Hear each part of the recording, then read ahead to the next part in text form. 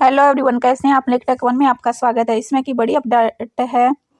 गलियारे में मुख्यमंत्री नायब सिंह सैनी सरकार ने उस घोषणा को सबसे ज्यादा चर्चा हो रही है जिसमें राज्यपाल बंडारू दत्तात्रेय ने प्रदेश सरकार में अभिभाषण में सीईटी पास को 1 साल तक नौकरी न मिलने पर 2 साल तक 9,000 रुपये मानसिक स्टाइपेंड देने की बात कही थी। जैसे ये घोषणा हुई, प्रदेश में ग्रुप सी के लगभग 3.52 लाख सीईटी और ग्रुप डी के लगभग 4.25 लाख उम्मीदवारों को में खुशी की लहर दौड़ गई। उन्होंने उम्मीदबंदी की, उनका चयन नहीं हुआ तो इसलिए 9,000 रुपये मानसिक स्टाइपेंड तो मिलना शुरू हो जाएगा। मगर न तो राज्यपाल ने अभिभाषण में ही न ही मुख्यमंत्री नायब सैनी ने चर्चा के जवाब में इसका खुलासा किया कि यह स्टाइपेंड कब से मिलेगा। जो पहले से पास हैं उन्हें भी मिलेगा या नए सीईटी पास करने वालों को मिलेगा। गलियारे में कहा जा रहा है कि यह एक प्रकार की बेरोजगारी भत्ते जैसा है। बेरोजगारी भत्ता प्राप्त करने वाले के लिए सीईटी पास करना जरूरी है। अगर नौकरी लग गई तो ठीक, अन्यथा स्टाइपेंड तो मिलेगा। प्रदेश में कई लाख युवा ऐसे हैं जो ग्रुप सी और ग्रुप डी की सीईटी आयोजित करने का इंतजार कर रहे हैं। गलियारे में पूछा जा रहा है कि विधानसभा चुनाव थे तब तो सरकार और हरियाणा कर्मचारी चयन आयोग तेजी से काम कर रहा था। आदर्श चुनाव आचार संहिता के बीच में सीईटी आयोजित कराने के लिए प्रदेश सरकार आयोग से अनुमति भी मांग ली थी, मगर अनुमति आए हुए 1 महीना बीत गया है। सरकार ने आयोग से 23 अक्टूबर 2024 को सीईटी संशोधन करने के लिए सिफारिश भेजने को कहा था, मगर आज तक संशोधन नहीं हुआ।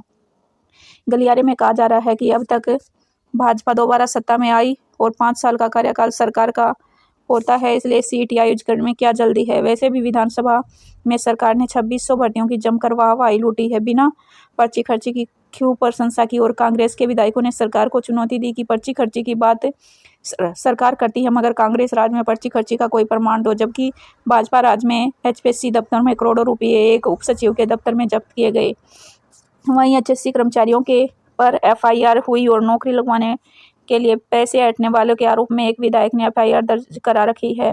मुख्यमंत्री नायब सिंह सैनी सिर्फ इतना जवाब दे पाए कि हाईकोर्ट में कांग्रेस की राय तथा एचएससी पर टिप्पणी की थी उसे एक दुकान की तरह चलाया जा रहा था। मगर गलियारे में चर्चा है कि यह सरकार नौकरियां देने के कारण सत्ता में तीसरी बार आई है। लाखों यहाँ सीईटी का इंतजार कर रहे हैं। जिन 26,000 उम्मीदवारों का चयन सूची जारी होने के बाद बात की जा रही है, उनमें से कई की तो ज्वाइनिंग भी नहीं हुई है। वे धक्के खा रहे हैं। कल रखे पदों पर चयनित उम्मीदवार मेरिट के ऑप्शन के आधार पर विभाग नहीं बांटे जा रहे। पटवारी कह रहे हैं कि उनकी ट्रेनिंग सर्विस में शामिल किया जाए, ट्रेनिंग में मान्यता बढ़ाई जाए और एमपीएचडब्ल्यू मेल के इच्छुक युवा भर्ती होने का इंतजार कर रहे हैं। वहीं जेबीटी उम्मीदवार रिजल्ट का इंतजार कर रहे हैं। जिन ग्रुपों के पेपर बच गए हैं वे पेपर होने का इंतजार कर रहे हैं। बीसीए और बीसीएबी के उम्मीदवार अपने साथ न्याय होने का इंतजार कर रहे हैं। उनके प्रमाण पत्र अस्वीकार कर दिए गए हैं। पहले तो सरकार भर्ती रोको गैंग का नाम लेती थी, मगर अब तो कोई भर्ती नहीं रुकवा रहा। फिर भी आगे भर्ती क्यों जारी नहीं की जा रही, क्योंकि अभी सरकार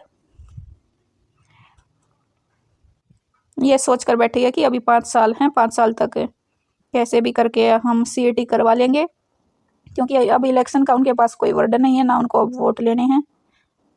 तो अब जैसे पहले धीरे धीरे वर्क करती थी वैसे ही वर्क करेगी, इसलिए लगातार अपनी तैयारी करते रहें।